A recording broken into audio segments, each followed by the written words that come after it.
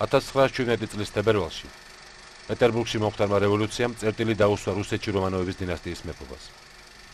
რუსეთის უკანასკნელი იმპერატორი ნიკოლოზ მეორე ტახტიდან გადადგა. მონარქიის დამხობამ, რომელიც იმპერიის სიმყარის ერთ-ერთი მთავარი ატრიბუტი იყო, უზარმაზარ რუსეთში პოლიტიკური კატაკლიზმების დაწყებას დაუდო სათავე.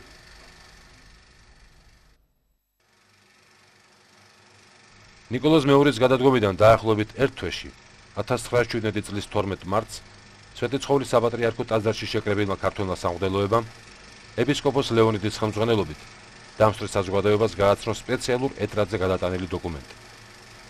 რამდენიმე გვერდიანი არქაული წესით შედგენილი ტექსტი ქართული ეკლესიის ავტოკეფალიის აღდგენას ითვალისწინებდა. ამიერიდან აღდგენილად ჩაითვალა საქართველოს საშინა ავტოკეფალური საეკლესიო მმართველობაი.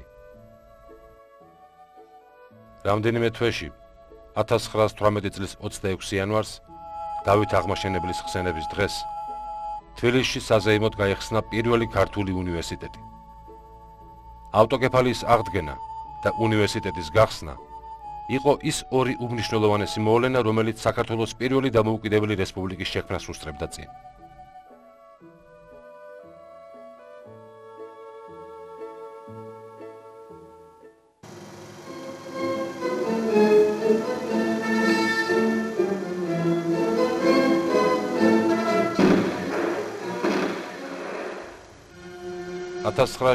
წლის ოქტომბერში პეტერბურგში ავრორას ქვემეხის გასროლამ სოფლიოს ახალი ეპოქის დადგომა აუწყა. რუსეთის ბოლშევიკურმა პარტიამ ვლადიმერ ლენინის მეთაურობით იმპერიის დედაქალაქში დროებითი მთავრობა დაამხო და ძალაუფლება ხელში აიღო.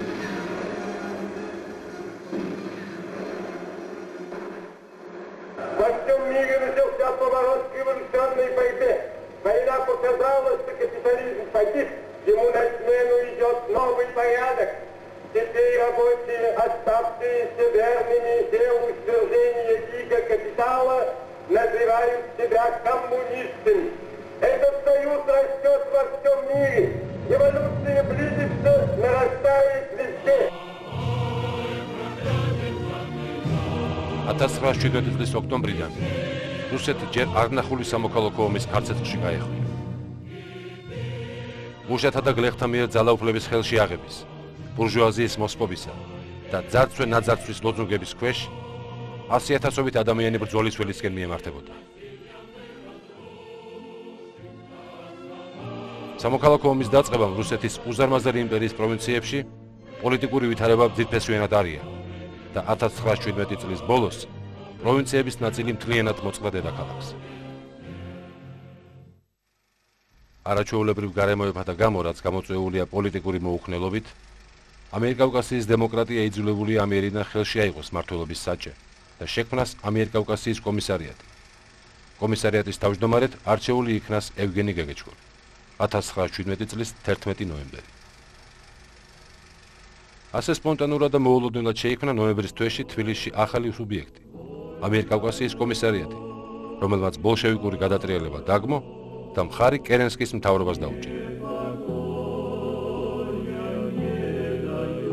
ამიერკავკასიის კომისარიატის შექმნიდან ორ თვეში, 1918 წლის იანვარში, შეიქმნა ამიერკავკასიის სეიმი, რომელშიც შევიდნენ რუსეთის დამფუძნებელი კრების ის წევრები, ვინც ამიერკავკასიიდან იყვნენ არჩეულნი.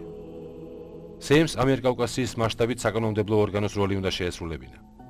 მის თავმჯდომარედ არჩეული იქნა რუსეთის სოციალ-დემოკრატიული პარტიის ლიდერი კარლო ჩხეიძე, რომელიც ოქტომბრის გადატრიალებამდე რუსეთის ძალაუფლების პირველი პირის კანდიდატად იყო დასახელებული.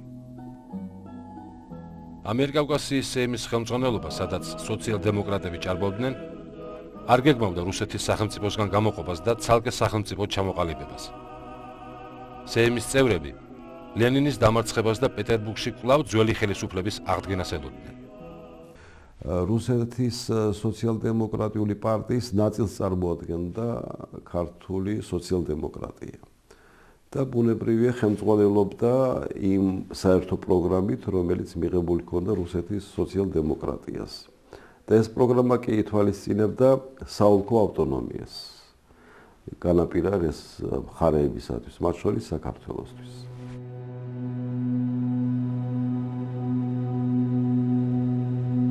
1917 წლის სექტემბერში სიონის საპატრიარქო ტაძარში გაიხსნა საქართველოს საეკლესიო კრება, სადაც მთავარ საკითხად კათალიკოსის არჩევა იდგა.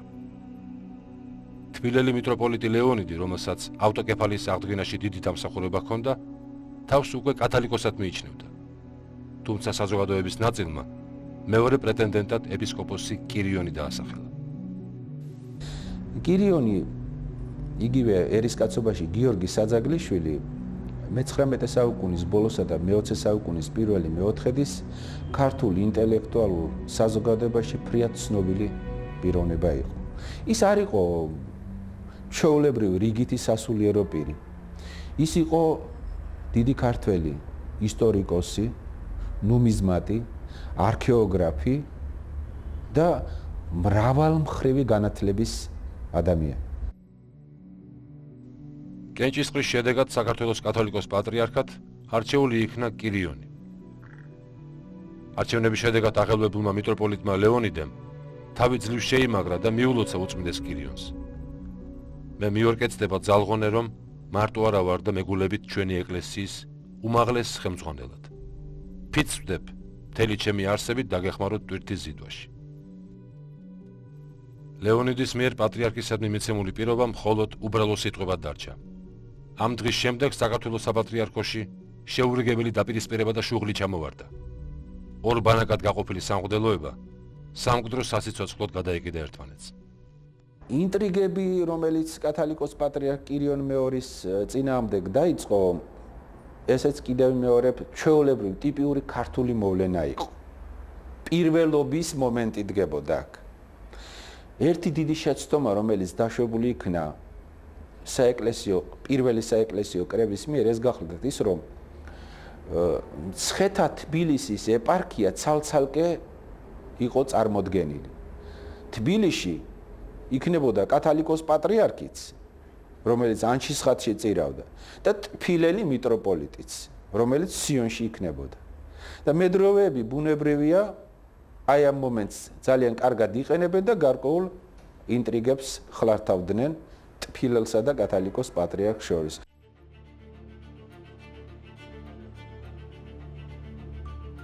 სანამ საქართველოს სამღვდელოება თუ ხელისუფლება სახელისუფლებო შტოს განაწილებით იყო დაკავებული, ქვეყნის გარშემო საერთაშორისო ვითარება ელვის სისწრაფით იცვლებოდა.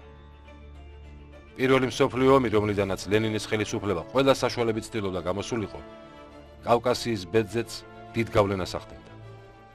კაიზერული გერმანია, რომელიც დაუნდობელი მტერი იყო, ესე ვთქვათ, რუსეთისა, კუთხეში აყენებს რუსეთს, რომ მან უარი თქვას თავის ყოფილ ტერიტორიებზე.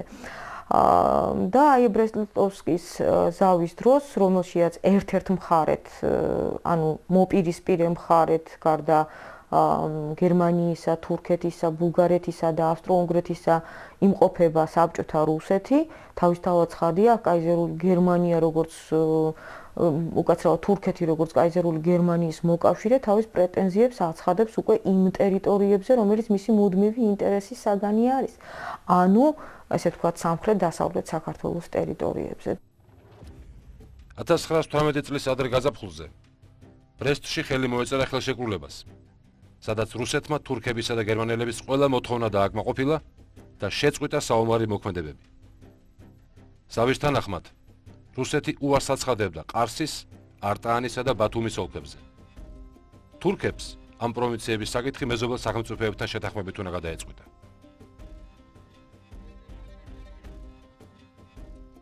კავკასიის ფრონტი მოიშალა. 10,000 ჯარისკაცი სახლებისაკენ დაიძრა. უსაქმოდ დარჩენილმა ჯარისკაცებმა მარადიორობასა და ყაჩაღობას მიყვეს ხელი. უმართავი სამხედროები ქალაქებს არბებდნენ. ქუთაისი ცეცხლშია. ქალაქ ცარიცინის ჯარისკაცებმა მოაწყვეს ქალაქის დარბევა. იტაცებდნენ ყველაფერს. მაცხოვრებლებს აშინებდნენ. ყველა სახლში იმალებოდა. ველით ჯარს ბათუმიდან და თბილისიდან. რუსეთსა და თურქეთს შორის ზავის დადებიდან რამდენიმე დღეში თურქეთის არმიამ მოქმედება დაიწყო. წინააღმდეგობა ფაქტობრივად არ შეხვედრიათ. ყარსის აღების შემდეგ 1918 წლის 1 აპრილს თურქებმა ბათუმი დაიკავეს. ახლა ჩამოყალიბებულმა ქართულმა სამხედრო ნაწილებმა გენერალ გიორგი მაზნიაშვილის მეთაურობით მოწინააღმდეგეს ბრძოლა ოზურგეთთან გაუმართეს. მტერმა ბრძოლის ველზე 1000-მდე მოკლული დატოვა. თუმცა მოგვიანებით არაკოორდინირებული მოქმედებების გამო თურქებმა ოზურგეთი წაიღეს და ქალაქი დაარბიეს. სამხედრო მოქმედებების პარალელურად თურქები დაჟინებით მოითხოვდნენ ამიერკავკასიის სეიმს დამოუკიდებლობა გამოეცხადებინა. ისინი ცდილობდნენ ამ ნაბიჯით ამიერკავკასია რუსეთისათვის ოფიციალურად ჩამოეცლებინათ და ოკუპირებული ტერიტორიების დაკანონებისათვის მიაღწიათ. ძალიან რთული ვითარება იყო 10-იან წლებში და 18-21 წლებშიც ორიენტაციის საკითხებთან დაკავშირებით ბათუმის ოლქში. შეიძლება ითქვას, რომ 900-იან და 10-იან წლებში მემედ აბაშიძე იყო ქართული ნაციონალური იდეების მთავარი დამცველი აჭარაში. ყველაზე ძლიერი დამცველი, უფრო სწორად რო ვთქვათ, იმიტომ რომ მემედ აბაშიძე ძალიან ზომიერი საზოგადო მოღვაწე იყო. ფაქტიურად მან წამოიწყო ავტონომიის იდეა საქართველოს შემადგენლობაში, ეს მისი გახმოვანებული არის. სხვები ამბობდნენ, რომ ავტონომია უნდა კონდეს ბათუმის ოლქს, ოღონდ არა საქართველოში, არამედ ოსმალეთის იმპერიაში, ან წითელ რუსეთში, ან თეთრ რუსეთში, ან კემალ ათათურქის ახალ თურქეთში. 9 აპრილს ამიერკავკასიის სეიმმა დამოუკიდებლობა გამოაცხადა. რის შემდეგაც თურქებთან მოლაპარაკებები განახლდა. თუმცა დასავლეთ საქართველოში პოზიციური ბრძოლები არ წყდებოდა. მაშინ, როდესაც თურქეთს ამიერკავკასია და ბაქოს ნავთობი უკვე თავის საკუთრებად მიაჩნდა, კავკასიაში გამოჩნდა ახალი ძალა გერმანია, რომელმაც თურქეთის ოცნებებს ფრთები ძალიან მალე შეუკვეცა. მიუხედავად იმისა, რომ თურქეთი და გერმანია პირველ მსოფლიო ომში მოკავშირეებად ითვლებოდნენ, კავკასიაში, აზიისა და ევროპის გზაჯვარედინზე, რომელიც მდიდარი იყო ბუნებრივი რესურსებით, საწინააღმდეგო პოზიციებზე აღმოჩნდა. 1918 წლის გაზაფხულზე საქართველოში სეიმის თანხმობით გერმანიის სამხედრო ნაწილები შემოვიდნენ, რასაც გურიიდან თურქების გარეკვა მოჰყვა. სწორედ გერმანელებმა მოახერხეს ის, რომ მის მიერ კონტროლირებადი ოსმალეთის იმპერია და ბოლშევიკური რუსეთი შეჩერებული იქნა საქართველოზე შეტევის დროს. მართალია ჩვენ მოგვიხდა ბათუმის დათმობა დროებით, მაგრამ რეალურად საქართველოს დამოუკიდებლობა ოსმალეთისა და ბოლშევიკური რუსეთის წინააღმდეგობის მიუხედავად უზრუნველყოფილი იქნა სწორედ გერმანიის პროტექტორატი და სამოკავშირეო ურთიერთობებით.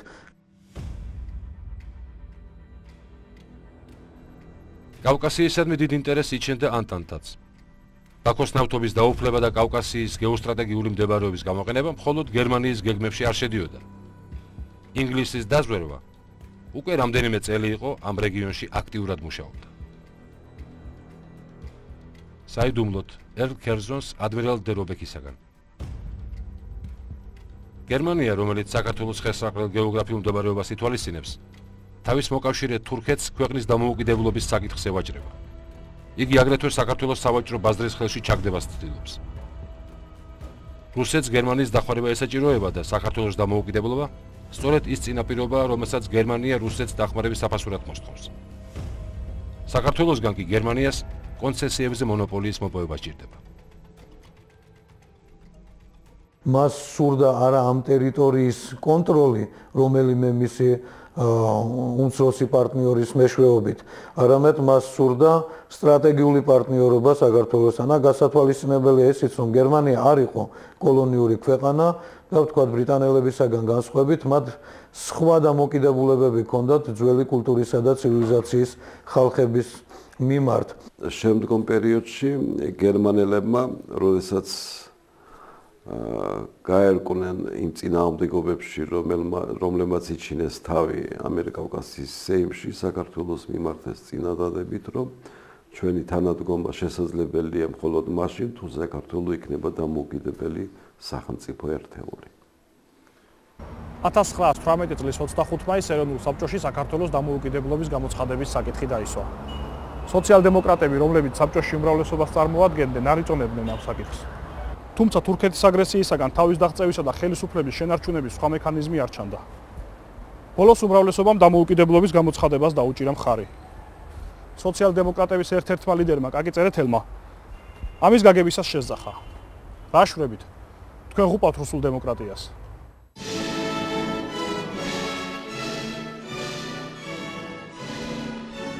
$1918 წლის 26 მაისს ეროვნულმა საბჭომ ხმათა უმრავლესობით მხარი დაუჭირა საქართველოს დამოუკიდებლობას. 1918 წლის 26 მაისს საქართველომ 117 წლის წინ დაკარგული დამოუკიდებლობა დაიბრუნა. ამ ზალაში დღეს გარდაიცვალა ერთი სახელმწიფო, ამიერკავკასია და ეხლა იბადება მეორე, საქართველო. განაცხადა მთავრობის მომავალმა თავმჯდომარემ ნოე ჟორდანია.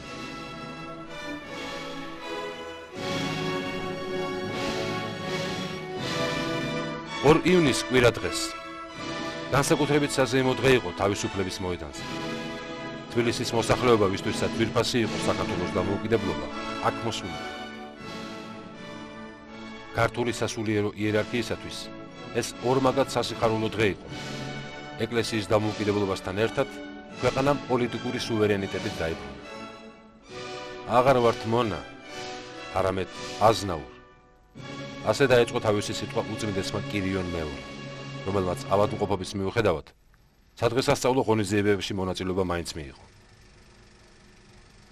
12 საათზე 2 ივნისს საქართველოს ყველა მოქმედ ეკლესიაში და ასეთი იყო 1450 უნდა შეკრებილიყო ქართველი სასულიერო პირები და იმ თავიანთ სოფლებში გამოეცხადებინათ და განემარტათ ქალაქებში და სოფლებში მოსახლეობისათვის საქართველოს სახელმწიფოებრივი დამოუკიდებლობის აღდგენის მნიშვნელობის შესახებ. ეს პატარა საქმე იყო, მაშინ ხო არც ტელევიზია იყო, არც პრესა იყო ისეთი, რომელსაც შეეძლო რომ საზოგადოებამდე მიეტანა, რას ნიშნავდა საქართველოს სახელმწიფოებრივი დამოუკიდებლობა. საზეიმო დღეების დამთავრების შემდეგ 68 წელს მიტანებული მოხუცი, რომელსაც დამბლის გამო უკვე ხელი პირთანაც კი აღარ მიჰქონდა, მარტყოფში საპატრიარქოს რეზიდენციაში გაემგზავრა. დამოუკიდებლობის გამოცხადებიდან ზუსტად 1 თვის თავზე, 26 ივნისს, პატრიარქი მომხმარებელი მუშაობის შემდეგ ღამის 12 საათზე დასაძინებლად გაეშურა. დილის წინ სანთელიც თვითონ ჩააქრო. მეორე დილით კირიონ მეორემ ჩვეულების ამებრ დილის 5 საათზე არ გაიღვიძა. მის ოთახში შესულთ კი წინ საშინელი სურათი დაუხდათ. საქართველოს კათოლიკოს პატრიარქი ტყვიით განგმირული საკუთარ საწოლში სისხლში ცურავდა. მშველელის დაძახებას უკვე აზრიც აღარ ჰქონდა. მისი საკუთარი რევოლვერი იქვე გვერდზე ეგდო. თუმცა როგორც შემდგომ გამოძიებით გაირკვა, იგი სხვა იარაღით იყო მოკლული. კირიონ მეორის მკვლელობა პირველ ყოვლისა ყველაზე სასურველი უნდა ყოფილიყო იმ ძალებისათვის, ვისაც მისი მკვეთრად გამოხატული ეროვნული პოზიციები არ მოსწონდა. გარდა ამისა, ეს ხელს აძლევდა იმ ხალხსაც, ვისაც მისი მტკიცე ხელი არ მოსწონდა საქართველოს მართლმადიდებელ ეკლესიაში. და ვინც გაწმილებული აღმოჩნდა 1917 წლის 17 სექტემბრის არჩევნების შედეგებით. ლეონიდის მომხრე დაჯგუფებამ მათ მიერ კონტროლირებად ჟურნალში ახალი სიტყვა თვითმკვლელობის ვერსიას დაუჭირა მხარი.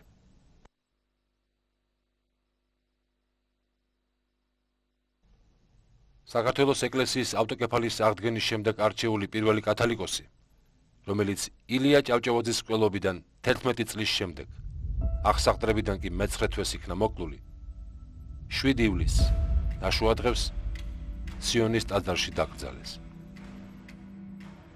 დაკრძალვისას ანჩისხატის დეკანოზმა ნიკიტა თალაკვაძემ გამოსათხოვარი სიტყვით მიმართა გარდაცვლილ პატრიარქს. სხვა ქვეყანაში ასეთ ნაამაგდა ხცოვან მოღვაწეს დაასვენებენ ხოლმე. სიბერის ჟამს დაუტყობენ. ჩვენ კი ქედმაღლობა, გაბძნორებული შური, საარაკო თავხედობა ვაწარმოეთ თავის მამამთავრის გარშემო.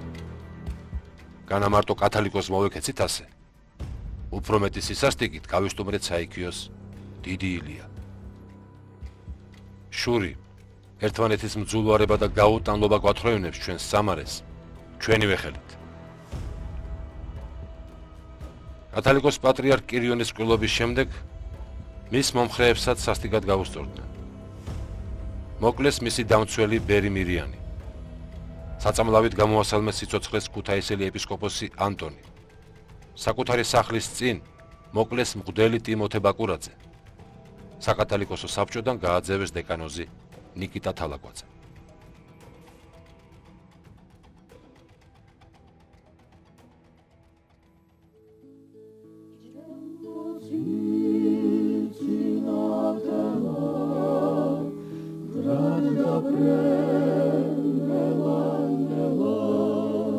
მაშინ, როდესაც საქართველოში ომის ქარცეცხლი და პოლიტიკური ცხოვრება პიკს აღწევდა, 1918 წლის გაზაფხულზე აღდგომა ღამეს კიბის ქვეშ გარდაიცვალა ერთი მარტოხელა და უპატრონო მხატვარი ნიკო ფიროსმანაშვილი, რომელსაც ქალაქში მღებავ ნიკალას ეძახდნენ.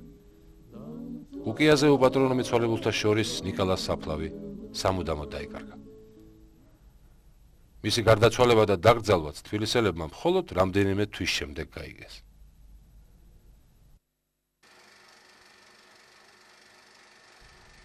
ქვეყანას მძიმე ზამთარი დაუდგა.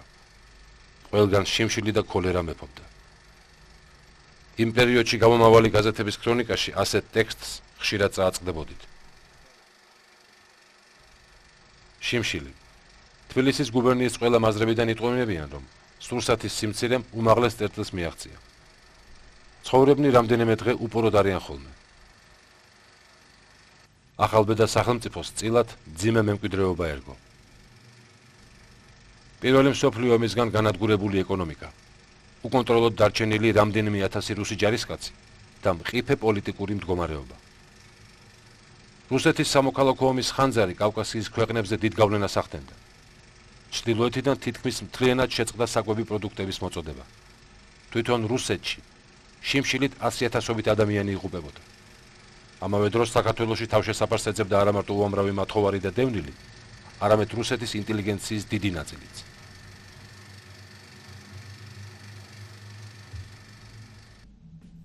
ეროვნულმა კრებამ მთავრობის თავმჯდომარე ჯერ ნოე რამიშვილი აირჩია, ხოლო შემდეგ ნოე ჟორდანია. სოციალ-დემოკრატიულმა მთავრობამ სოციალისტური იდეების ქვეშ დაიწყო ეკონომიკური რეფორმების გატარება, მემამულეთა და მსხვილ მეწარმეთა ნაწილისადმი ქონების ჩამორთმევა.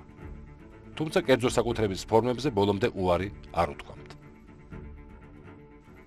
ჩვენი პოლიტიკური ლიდერები 18-21 წლებისა ყველა პოლიტიკურ მიმდინარეობას გულისხმობს სოციალ-დემოკრატების ჩათვლით, არ იყვნენ ხალხის მკვლეფავი ხელისუფალნი და არანაირად არ ჩანს მათი ქმედებები, ვთქვათ, კორუფციის თვალსაზრისით. მაგრამ იყო სული გაურკვევლობა, უზარმაზარი სამხედრო აღჭურვილობა და იარაღი დარჩა კავკასიის არმიას რუსეთისას საქართველოში. ამას დაემატა არსენალის აღება გვარდიის მიერ.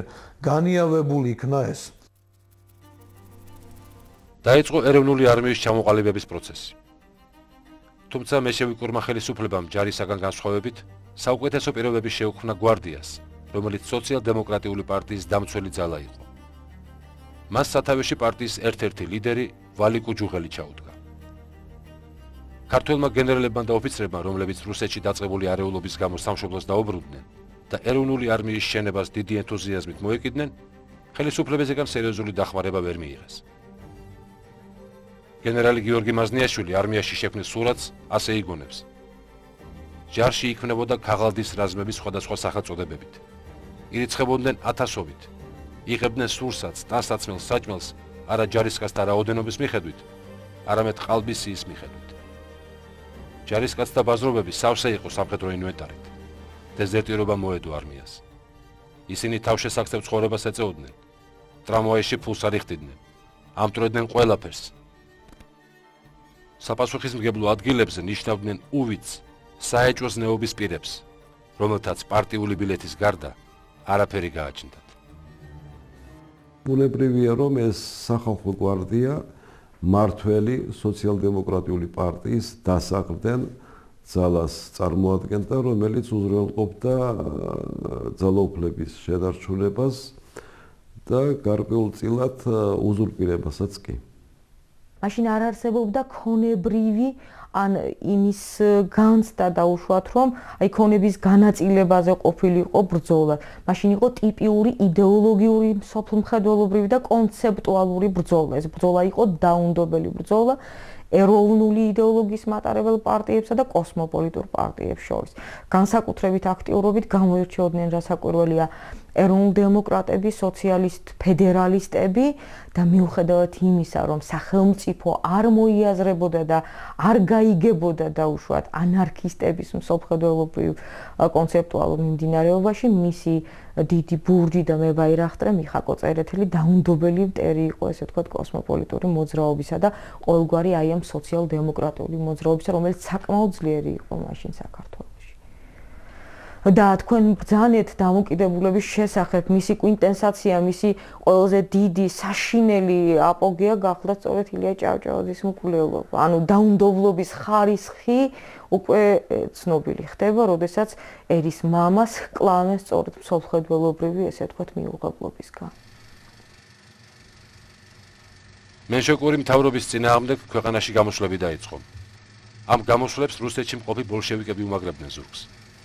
აირასტერს ცნობილი ქართული საზოგადო მოღვაწე ექვთიმე თაღაიშვილი 1918 წლის აგვისტოში ნიკო მარს. მდგომარეობა გამოურკვეველია. ბოლშევიკური გამოსვლები სოხუმში, სამეგრელოში, შორაპრის მაზრაში, დუშეთის მაზრაში და ლეჩხუმში რამდენჯერმე იყო, მაგრამ ჩააქრეს. როგორ დატრიალდება ჩარხი ვინიცის. მტრები ბევრი ყავს, შინაური და გარეული, მეზობლებიც და შორეულნიც. სოფლად ვერ წავსულვართ. თბილისში ვიწვით ამ სიცხეში. არ ვიცი როგორ შეიძლება დარჩეს ინსტიტუტი, თუ რუსეთმა არ იცნო დამოუკიდებელი საქართველო.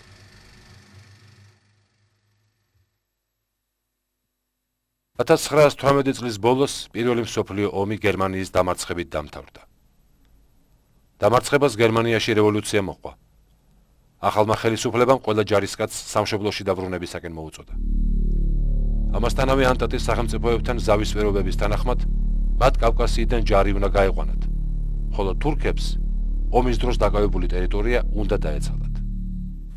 1918 წლის მიწურულს გერმანიის ჯარისგასვლისთანავე ქვეყანას, რომელიც მძიმე ეკონომიკურ და პოლიტიკურ კრიზისს განიცდიდა, კიდევ ერთი ომის გადატანა მოუხდა. და ამ დროს მისი მოწინააღმდეგე აღმოჩნდა არა ბოლშევიკური რუსეთი ან თურქეთი, რომლითაც ყველაზე მეტად ეშინოდა ახალგაზრდა რესპუბლიკას, არამედ მეზობელი სომხეთი. სადახლოსთან სომხეთის არმიამ მოულოდნელი ერიში მიიტანა და ქართული ჯარის ნაწილები ალყაში მოაქცია. თბილისის ხელისუფლება მოხდარის შესახებ ოფიციალური პასუხი სომხეთის სახელმწიფოსაგან პირველ დღეებში ვერ მიიღო. მტერი წინ თბილისისკენ მოიწევდა. ამასთანავე საქართველოში მცხოვრებმა სომეხთა ნაწილმა საქართველოს წინააღმდეგ პარტიზანული ჯგუფების ჩამოყალიბება დაიწყო. 18 წლის ბოლოს, როდესაც გერმანიის ბლოკი უკვე დამარცხებული იყო, საქართველოს გამარჯვებულმა ანტანტამ ჩათვალა დამარცხებული გერმანიის მოკავშირედ. ხოლო სომხეთი მაშინ ჩაითვალა გერმანიის პარტნიორის ოსმალეთის იმპერიის მიერ დაპყრობილ ქვეყნად, ამიტომ სომხეთი აღიქვეს როგორც მსხვერპლი, რომელიც გამარჯვებული ანტანტისაგან ითხოვდა საკუთარი ინტერესების დაკმაყოფილებას. გამოცხადდა მობილიზაცია. საქართველოს ყველა კუთხეში დაიწყო მოხალისეთა შეკრება. თავარსარდლად დაინიშნა გენერალი გიორგი მაზნიაშვილი.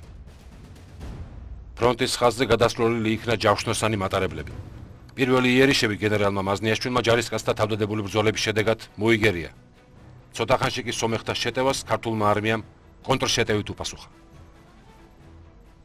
მახვილი ამართულია. ვერაგი მტრის თავდასხმას ჩვენი ჯარი მამაცურად იგერიებს.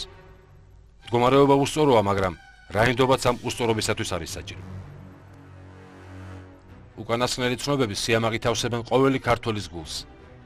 სადახლოსთან ჩვენმა ჯარებმა გმირულად უკუაქცია სომხები. ალავ ერთ ციხით ორი სოფელი დაიკავა. გენერალმა მაყაშვილმა ახალქალაქის მაზრა გაწმინდა. ველი შხამი რომ უნები იქნას, მას თავი უნდა გაუჭვლიტონ. ამისათვის ჩვენი ლოზუნგია ომი ბოლომდის. სომხეთის მთავრობამ მოლაპარაკება ითხოვა. იმ დროს, როდესაც თბილისში გამომავალი გაზეთები ქართული ჯარისაგან, რომლის საბრძოლო განწყობილება საუკეთესო იყო, ერევნის აღებას ითხოვდნენ, კავკასიაში ახლად შემოსულმა ინგლისის ჯარმა საქართველოს ხელისუფლებისაგან სომხეთთან მოლაპარაკება დაჟინებით მოითხოვა. 31 დეკემბერს შეწყდა საბრძოლო მოქმედება და ლორეს რაიონი ნეიტრალურ ზონად გამოცხადდა. 19 წლის დასაწყისში გაყინულ დარბაზში, მაშინაც ციოდა პარლამენტში, გრიგოლ ვეშაპელი სერიოზულ ბრალდებებს უყენებდა ნოე ჟორდანიას და საქართველოს მთავრობას, თუ რატომ შეაჩერეთ შეტევა ერევანზეო და ჟორდანია პასუხობს, რომ ეს იყო ინგლისელების მოთხოვნა. ინგლისელებმა დაიკავეს ბაქო, თბილისი და ბათუმი. ანტანტა უდიდეს მნიშვნელობას ანიჭებდა კავკასიას. მას განზრახული ჰქონდა ამ რეგიონის არა მარტო ბუნებრივი სიმდიდრეების და აზიის სიღრმეში მიმავალი სტრატეგიული გზების დაუფლება, არამედ ამიერკავკასიის გადაქცევა საბჭოთა რუსეთის წინააღმდეგ ბრძოლის პლაცდარმად.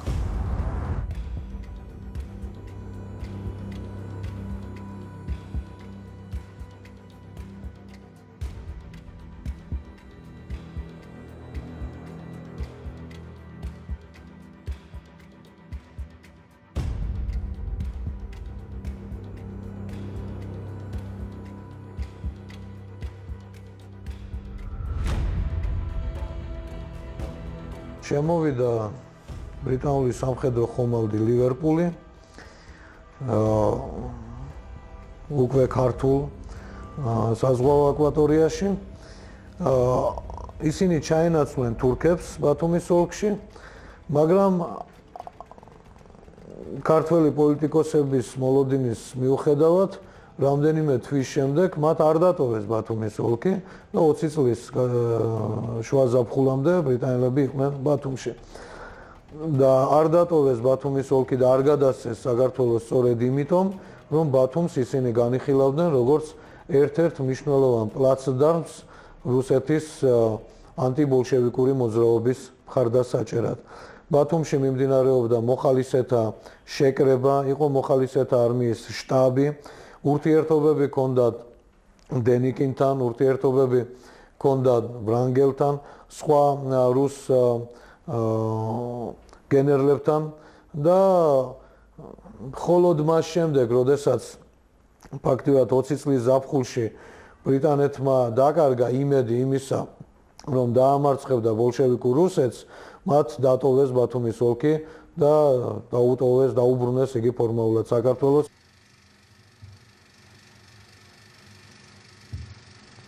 1918 წელს საქართველოს ახალგაზრდა არმიას კიდევ ერთი ომის გადატანა მოუხდა. ამჯერად აფხაზეთის შენარჩუნებისათვის. ჩრდილო კავკასიაში მოქმედი თეთრი გენერალი ანტონ დენიკინი, რომელიც ისევე ოცნებობდა რუსეთის იმპერიის აღდგენაზე და მისი საზღვრების შენარჩუნებაზე, როგორც მისი მოწინააღმდეგე ლენინი, აფხაზეთში აფხაზი ხალხის გათავისუფლების ლოზუნგით შემოიჭრა. გენერალმა მაზნიაშვილმა არათუ დაამარცხა თეთრების რაზმები, რომლებსაც მეორე ფრონტი წითლებთან ჰქონდათ გახსნილი, არამედ ტუაფსეც კი აიღო.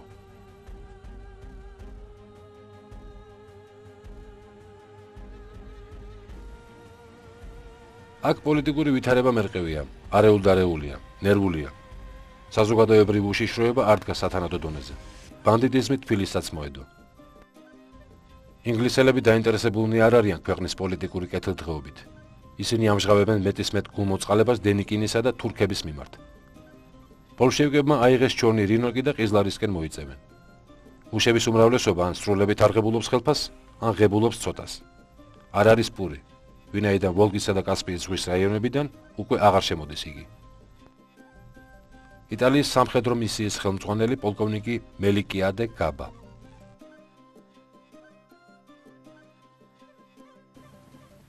პირველი მსოფლიო ომის დამთავრების შემდეგ 1919 წლის გაზაფხულზე პარიზში ვერსალის სასახლეში დაიწყო ევროპის სახელმწიფოთა კონფერენცია, რომელსაც მსოფლიოს ახალი გადანაწილების საკითხი უნდა გადაეწყვეტა. სწორედ ამ კონფერენციაზე ჩაეყარა საბუძველი მომავალში ერთა ლიგას. საქართველოს ხელისუფლებისაგან საფრანგეთში მივლინებული იქნა სპეციალური წარმომადგენლობა კარლო ჩხეიძის ხელმძღვანელობით. დელეგაციას ევროპაში საქართველოს აღიარებისათვის უნდა ებრძოლა. ეს ის პერიოდია, როდესაც უკვე პრაქტიკულად წყდებოდა სოფლიო ახალი პოლიტიკური რუქის საკითხი. ანუ სოფლიო პოლიტიკურ რუქაზე რომელი სახელმწიფოები, რომელი ფერებით აღინიშნებოდნენ, ანუ ვის მიეცემოდა დამოუკიდებლობა. რასაკვირველია, პარიზის ვერსალის საბჭოს ქვეყნებმა თქვენ გახსოვთ 1921 წლის 21 იანვარს დე იურე, ანუ საერთაშორისო სამართალ სუბიექტად აღიარების უფლება მისცეს საქართველოს დემოკრატიულ რესპუბლიკას, თუმცა რამდენიმე დღეში უკვე ომი იწყება და იგი რუსეთის აგრესიის მსხვერპლი ხდება, მაგრამ ამერიკის შეერთებულმა შტატებმა, რომელიც მსოფლიო ახალი წესრიგის ერთ-ერთი აქტიური მონაწილე გახდა, პრაქტიკულად არ დაინდო დამოუკიდებელი საქართველო და დამოუკიდებელი აზერბაიჯანი. თუმცა ისტორიული სამართლიანობა კარნახობს იმის აღიარებასაც, რომ იგი ძალიან ლოიალურად იყო დამოუკიდებელი სომხეთის მიმართ. ევროპის სახელმწიფოები საქართველოს საკმაოდ კარგად იცნობდნენ. საერთაშორისო აზრი საქართველოს დამოუკიდებლობას არც თუ კეთილგანწყობით ეკიდებოდა. კონფერენციის პერიოდში საფრანგეთის საგარეო საქმეთა სამინისტრო ასე ახასიათებს ამიერკავკასიას. საფრანგეთის მთავრობას ჯერ არ უცნია ამიერკავკასიის რესპუბლიკების დამოუკიდებლობა. მდგომარეობა ამიერკავკასიაში არეულია და დაუდგრომელი. ამდენად ამიერკავკასიის რესპუბლიკების არსებობა მერყეულად გვეჩვენება. რაც შეეხება საქართველოს, იგი რუსებთან და სომხებთან საომარ მდგომარეობაშია.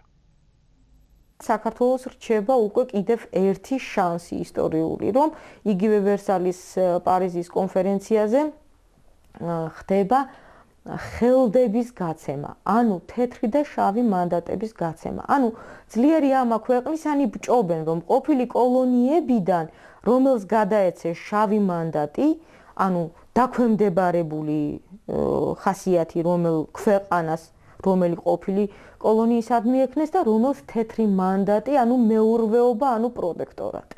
აქაც გაორდა ქართული ეროვნული ცნობიერება. მაგალითად ზურაბ ავალიშვილი თავს იკლავდა, რომელიც ამ დროს პარიზში იმყოფებოდა, რომ მიეღწია თეთრი მანდატის მოპოვებაზე, ანუ იგივე ამერიკის შეერთებული შტატების პროტექტორატზე, ან რომელიმე ევროპული სახელმწიფოს პროტექტორატზე საქართველოს მიმართ.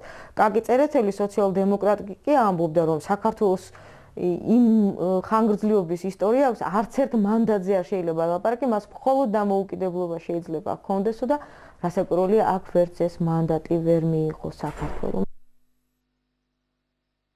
რუსეთის საერთაშორისო არენაზე ძალზე ფრთხილობდა. იგი შიშობდა, რომ ანტანტა საქართველოს და მთლიანად კავკასიას მის წინააღმდეგ გამოიყენებდა. რის გამოც 1920 წლის 7 მაისს ხელი მოაწერა საქართველოსთან ხელშეკრულებას. ამ აქტით რუსეთი აღიარებდა საქართველოს დამოუკიდებლობას. შეთანხმების თანახმად ორივე მხარე თავდაუსხმელობის შესახებ ვალდებულებას იღებდა. ბაქო, ამხანაგ ორჯონიკიძეს, შიფრი 50. ცეკამ მიიღო გადაწყვეტილება გაწვიოს მოსამზადებელი მუშაობა იმ ვარაუდით, რომ შესაძლოა საჭირო შეიქმნას სამხედრო ჩარევა და საქართველოს ოკუპაცია. გადაწყდა აგრეთვე შეკითხვა გაუგზავნონ კავკასიის ფრონტს ჩვენი ძალების სამხედრო მდგომარეობაზე. იმაზე თუ რა ძალები დაგჭირდება კიდევ, რომ უეჭველა დავამარცხოთ საქართველო. თორემ ტროცკი ირწმუნება, თქვენს ფრონტზე ჩვენ ერთობ სუსტნი ვართო. თუ უნდა დავიწყოთ მაშინ, როცა ხელმოწერილი გვექნება ინგლისთან ხელშეკრულება, რაც მოხდება დაახლოებით 1-2 თვის შემდეგ. მე და ილიჩი ველი ჩვენგან ზუსტ გაუზვიადებელ ცნობას. სტალინი 1920 წელს ინგლისმა ხელშეკრულება დადო საბჭოთა რუსეთთან. ანუ ხელშეკრულებას ხელს აწერდა წითელი სახალხო კომისარი კრასი. 1920 წელია. ეს ის პერიოდია, როდესაც ბრიტანეთის დელეგაცია საქართველოში იმყოფება და ქართული მასპინძლური წესით დიდ ბრიტანიას მოკლედ აღლუმებს უწყობენ, მაგრამ ამ დროისათვის უკვე ბრიტანეთსა და რუსეთი დებენ ხელშეკრულებას, სადაც ბრიტანეთი პირდაპირ ეუბნება ულიანოვ ლენინს, რომ დიდ ბრიტანეთს არავითარი ინტერესი კავკასიაში არ გააჩნია და დიდი ბრიტანეთი უკვე კარტ ბლანშს აძლევს რუსეთს კავკასიის ყოფილი რესპუბლიკების დასაპყრობად. ასე რომ 1920 წელს, როდესაც წითლებმა გაანადგურეს დენიკინის არმია, წითელი რუსეთი უკვე ჩრდილო კავკასიაში საქართველოს საზღვრებს მოადგა. სამოქალაქო ომი დასასრულს მიუახლოვდა. საქართველო რუსეთის წინაშე მარტოდ აღმოჩნდა. 1920 წელს ინგლისი საქართველოდან გავიდა. ბათუმი რამდენიმე წლიანი შესვენების შემდეგ ისევ ქართულმა ჯარმა დაიკავა. ბათუმიდან გაიყვანეს ბრიტანული ჯარი, დიდი ზარზეიმით ბათუმის ოლქი ბრიტანულმა ადმინისტრაციამ დაუბრუნა საქართველოს, მაგრამ უკვე ყველასათვის იყო ნათელი, რომ ბათუმის და საერთოდ მთელი საქართველოს ბედს გადაწყვეტდა ლენინისა და ათათურქის მოლაპარაკებები.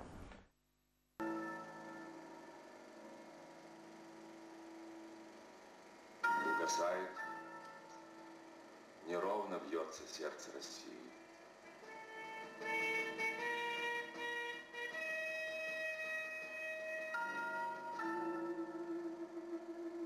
Революции нужна нефть. Товарищи бакинцы, дайте нефть. И бакинцы сказали, будет нефть.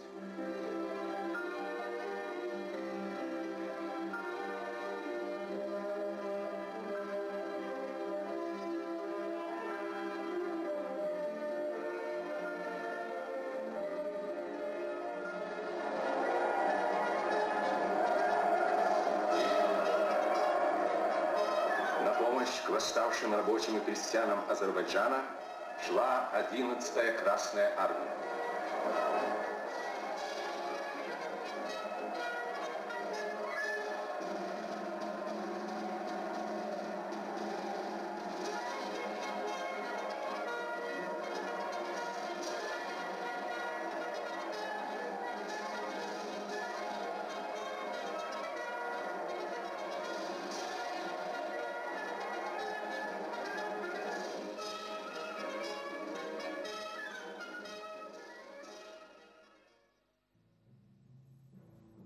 აზერბაიჯანის გასაბჭოების შემდეგ 10 ნოემბერს წითელი არმია სომხეთში შევიდა. ქართველი ბოლშევიკები მოსკოვში პარტიის ერთ-ერთ წარმმართველ ძალას წარმოადგენდნენ. დღის წესრიგში საქართველოში მეშევიკური მთავრობის დამხობის საკითხი დაისვა. რაც შეეხება ბოლშევიკურ იერარქიას, აქაც საკმაოდ მძლავრად იყვნენ ქართველები, თუმცა თავიდან ისინი მეშევიკებისაგან განსხვავებით ასე ძლიერად არ ჩანდნენ. შემდეგ ფაქტიურად მოხდა ქართულ-რუსული ალიანსი ებრაული წარმომავლობის ბოლშევიკი ლიდერების წინააღმდეგ და სწორედ ამან განსაზღვრა სტალინის ეს გაძლიერება ბოლშევიკურ პარტიაში. რა თქმა უნდა, სტალინი იყო იმ ხუთეულის წევრი ლენინთან, ზინოვიევთან, კამენევთან და ტროცკისთან ერთად. ძალიან მძლავრ პოზიციებზე იყო აბელენ უკიძე, რომელიც აქის მდივანი იყო და არც ორჯონიკიძე და არც ქართველი შემდგომში ნაციონალ-უკლონისტები ბუდუმდივანის და ოკუჯავების ხელმძღვანელობით არ იყვნენ შორს პირველი იერარქიისაგან ბოლშევიკურ ხელისუფლებაში. ცენტრალური კომიტეტის წევრებს წინადადებას გაძლევთ მოიწონოთ ამხანაგ ჩიჩერინის აზრი საქართველოს საკითხზე და მისცეთ რესპუბლიკის სამხედრო რევოლუციურ საბჭოს დირექტივა, რომ საჭიროა მყისვე შეუდგეს მოსამზადებელ მუშაობას კავკასიაში იმ საკითხთა გადასაწყვეტად, თუ რა წესით განხორციელდეს სამხედრო ჩარევა. ამავე დროს მისცეთ დირექტივა ამხანაგ ორჯონიკიძეს, რომ საჭიროა აჯანყებულთა გამოსვლების მომზადება საქართველოს გარკვეულ რაიონებში. სტალინი 1921 წლის 26 იანვრის რუსეთის კომუნისტური პარტიის პლენუმზე საქართველოს ბედის საბოლოოდ გაირკვა. გადაწყდა საქართველოსთან ომისათვის მომზადებულიყვნენ. რუსეთი შიშობდა, რომ ბათუმის ოლქში კვლავ ანტანტა შევიდოდა და ბაქოს მიმართულებით დაეწყებდა ომს. სტალინი ჯერ კიდევ ნოემბერში თბილისის აღებას და სურამის გვირავის აფეთქებას ითხოვდა. ორჯონიკიძე ეტყობინებოდა, რომ ანტანტა საქართველოს დემოკრატიული რესპუბლიკის მეშვეობით აზერბაიჯანთან ომს ამზადებდა.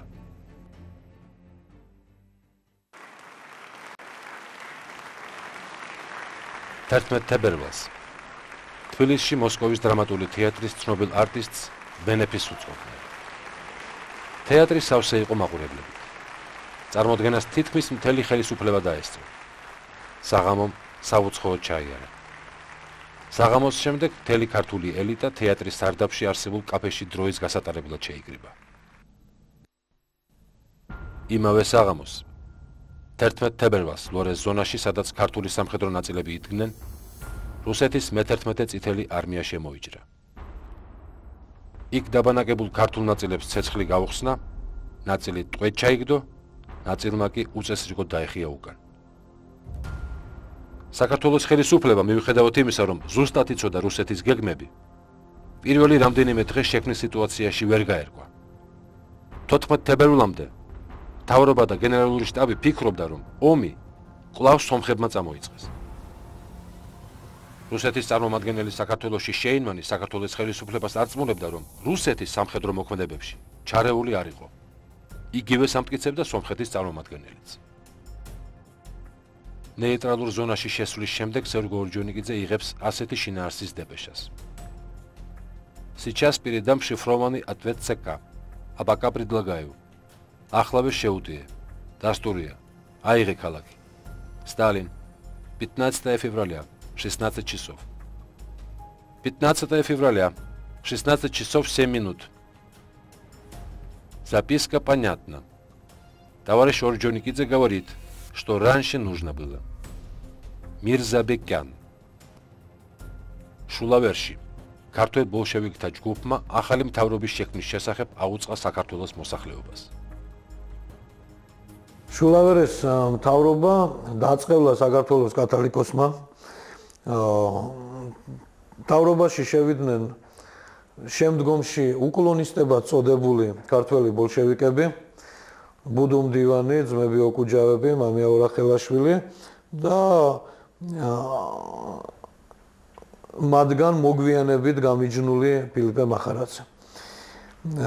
პრინციპში ეს იყო ერთობა იმ ხალხისა, ვისაც ფუნქცია აღარ ჰქონდა საქართველოში და ვისაც უნდოდა ხელისუფლება. იმავე დღეებში რუსეთის საქართველოს აზერბაიჯანიდან, აფხაზეთიდან და მამისონის უღელტეხილის მხრიდან დაესხა. ქართული არმიის მთავარსარდლად დაინიშნა გენერალი კვინიტაძე. მე-11 არმია, რომელსაც გენერალი ჰეკერი მეთაურობდა, თბილისისკენ მოიწევდა. თბილისის ბრძოლების მომსწრემ ფილიპე შარაძემ მოგვიანებით ღიურში ჩაწერა. 3 საათისათვის სტუდენტობა თავს იყრის უნივერსიტეტის პირველ აუდიტორიაში. შენობა ვეღარ იტევს ხალხს. მიტინგი გადავიტანეთ ეზოში. აქ ქართულ მოსწავლე ახალგაზრდობის სულიერი მამა და მათი უსაყვარლესი ადამიანი ივანე ჯავახიშვილი მათ მიმართავს. შვილებო, ჩემი მოვალეობა თქვენ წიგნისა და კალმისაკენ მოგიწოდოთ, მაგრამ ერის ცხოვრებაში არის ისეთი მომენტები, როცა საჭიროა ყველაფერი განზე გადასდო და იარაღით ხელში მტერს მიეგებო. და აი მე თქვენ დღეს იარაღისკენ მოგიწოდებთ. 24 თებერვალი ჯანღითა და ზარბაზნების გრიალით გათენდა. 20 ნაბიჯ ციხით აღარაფერი ჩანს. ჩვენები ყოველ მტკაվել მიწას ზედაკვდებიან. თოვლი გაწითლდა. გვამები მოძრაობას ანელებენ. ხელჩართული ბრძოლა არ ნელდება. ურა და ვაშა ერთმანეთში ირევა. 20 წლის იუნკრები ერთგული არიან თბილისის ქუჩებში ჩუმად ადებული ფიცისა. ბოლშევიკები ჩვენს გვამებზე გადმოივლიან. გაუმარჯოს დამოუკიდებელ საქართველოს. უკანასკნელად იძახიან გულგალგმირული ახალგაზრდები და მხიარულად ეხუტებიან ცივი გვამებით მშობლიურ მიწას. ტერმა დიდი დანაკარგებით უკან დაიხია. მიუხედავად სამხედრო წარმატებისა, გენერალმა კვინიტაძემ დედაქალაქის დატოვების გადაწყვეტილება მიიღო. მთავარსარდლის განმარტებით მარცხენა მხრიდან მტერი მანევრს ასრულებდა და რეზერვებისა და საყვარესი ძალების არ ქონის გამო ალყის საშიშროება იქნებოდა. 1921 წლის 25 თებერვალს ღამის 12 საათზე ქართულმა არმიამ დედაქალაქი უკვე ბრძოლის გარეშე დატოვა.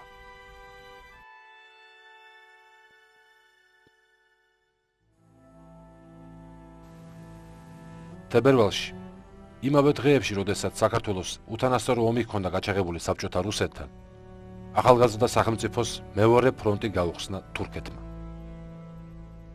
თურქეთის სამხედრო ნაწილებმა დაიკავეს ბათუმი და ადმინისტრაციული შენობის აღებას შეეცადნენ. ამ ფაქტმა საბოლოოდ გატეხა წელში ქართული სახელმწიფო. 21 წლის 16 მარტს მოსკოვში დაიდო შეთანხმება, ხელშეკრულება რუსებსა და თურქებს შორის, ბოლშევიკებსა და კემალ ათათურქის მთავრობას შორის, მათ გაიყვეს ბათუმის ოლქის ტერიტორიები. ართვინის ოკრუგი გადაეცა თურქეთს, ბათუმის ოლქის ბათუმის ოკრუგი დარჩა საქართველოს შემადგენლობაში. იყო ლენინის კატეგორიული მოთხოვნა, რომ ბათუმი დარჩენილიყო საბჭოთა ხელისუფლების კონტროლ ქვეშ, რადგან ბაქო-ბათუმის ნავთობტრასა იყო აუცილებელი საბჭოთა სახელმწიფოსათვის და ეს იყო უნიშნელოვანესი პირობა იმისა, ბათუმის გეოეკონომიკური ფუნქცია და აგრეთვე სამხედრო პოლიტიკური ფუნქცია, რომელმაც ბათუმი დატოვა უკვე გაწითლებული საქართველოს შემადგენლობაში. 17 მარტს მენშევიკურმა მთავრობამ საქართველოს იტალიური გემით დატოვა. ძალაუფლება ბოლშევიკებმა აიღეს ხელში. გიორგი მაზნიაშვილმა, რომელიც წითლების განკარგულებაში გადავიდა, მტერი სასტიკად დაამარცხა და თურქების საბოლოოდ განდევნა აჭარიდან. მაშინდელ დამოუკიდებელ საქართველოს ორი კარგი საქმეა გაკეთებული. ერთი ის, რომ თავისი შთამომავლობისათვის, ანუ ჩვენთვის არც ერთი ცენტი საგარეო ვალი არ დაუტოვებია და მეორე დადებითი რაც გააკეთა მან ეს იყო, რომ შექმნა იმ დროისათვის და მე ვფიქრობ დღევანდელი დღეისათვისაც საერთაშორისო უფლებრივი ხასიათის მიხედვით შესანიშნავი კონსტიტუცია. აი დანარჩენ ვითარებაში კი მათ ერთმანეთის გმობა კითხვით, უნდობლობით, ერთმანეთის დასუსტებით შეძლეს რასაკვირველია საქართველოს დამარცხება, თუმცა გარეპოლიტიკურმა ანტურაჟმა, ანუ რუსეთისადმი დამოკიდებულების საკითხმა ეს ბევრად განაპირობა. ამიტომაც ამბობდა ულიანო ლენინი, მთავარი არის დრო, კარგად შერჩეული დრო, თორემ საბაბი ყოველთვის გამოიძებნება სამხრეთ კავკასიის დასაპყრობათო და ეს კიდევაც აღსრულდა. საგარეო ფაქტორი იყო ხელშემშლელი, ანუ ვერ მოაღწია კავკასიამდე მსოფლიოს ახალი გადანაწილების დროს გამარჯვებულმა ანტანტამ. მოაღწია, მაგრამ ვერ შეინარჩუნა ეს პლაცდარმები, სადაც დიდი ტერიტორიები აიღო მან. და მეორე, არც ქართული პოლიტიკური ელიტა და არც ქართული საზოგადოება მაშინ შესაძლოა აქაც არის ანალოგია 90-იან წლებთან, არ იყო მზად დამოუკიდებლობისათვის. ეს დამოუკიდებლობა 18 წლის 26 მაისისა არ იყო მოპოვებული ქართველი ხალხის მიერ. ეს დამოუკიდებლობა იყო რუსეთის იმპერიის დაშლის შედეგად მოძებული დამოუკიდებლობა. საქართველოს სახელმწიფოებრივი დამოუკიდებლობის დაკარგვა გამოიწვია იმან, რომ ჩვენ და საუბედუროდ საქართველოს დამოუკიდებელი სახელმწიფოს სათავეში მოვიდა ის პოლიტიკური ძალა, რომელსაც არასოდეს საქართველოს დამოუკიდებლობაზე არ უფიქრია. და ბუნებრივია, მათ ვერც გაითავისეს. რა მოხდა? ისინი ძალიან პატიოსანი ხალხი იყვნენ. შესანიშნავი ადამიანები იყვნენ. მაგრამ ბოლომდე მათ ვერ გაითავისეს. რა იყო საქართველოს სახელმწიფოებრივი დამოუკიდებლობა მათთვის? 1921 წელს ზაფხულში თბილისში ქოლერა მიფეთქა. დედაქალაქში სასაფლაოებზე უპატრონო გვამების დამარხვას ვეღარ აუდიოდნენ. იმავე ზაფხულს წყლით მოიწამლა და გარდაიცვალა საქართველოს კათოლიკოს პატრიარქი ლეონიდი. ვერც ლეონიდის შემდეგ პატრიარქად არჩეულმა ამბროსი ხელაიამ შეძლო ბოლშევიკთა რეპრესიებისაგან ეხსნა ეკლესია. ხოლო მიტროპოლიტი ნაზარი, რომელიც საეკლესიო სიწმინდეების გადამალვა შეეცადა, რამდენიმე სასულიერო პირთან ერთად ქუთაისში, საფიჩხის ტყეში დახვრიტეს. 1921 წელს საქართველოში მოქმედი იყო 1450-ზე მეტი ეკლესია და 25 მონასტერი. სადაც მოღვაწეობას ეწეოდა 6000-მდე სასულიერო პირი. 1946 წელს კათოლიკოს პატრიარქ კალისტრატე ცინცაძის მიერ შედგენილ მოკლე ანგარიში საერო ხელისუფლებისადმი ასეთი სტატისტიკაა. საქართველოს მართლმადიდებელ ეკლესიაში არის 4 მღვდელმთავარი, 40-მდე სასულიერო პირი და 15 მოქმედი ეკლესია. ბოლშევიკური რეჟიმის დამყარების და სამწლიანი დამოუკიდებლობის დაკარგვის შემდეგ საქართველოში პატრიოტთა ჯგუფები დამოუკიდებლობისათვის ბრძოლის ახალ ეტაპს იწყებდნენ, რომლის სათავეშიც მენშევიკები და ეროვნულ დემოკრატები აღმოჩნდნენ. მალე ეროვნულ განმათავისუფლებელმა მოძრაობამ ისეთი მასშტაბები მიიღო, რომელიც ქართულ საზოგადოებას მე-19 საუკუნის პირველი ნახევრის შემდეგ აღარ ახსოვდა.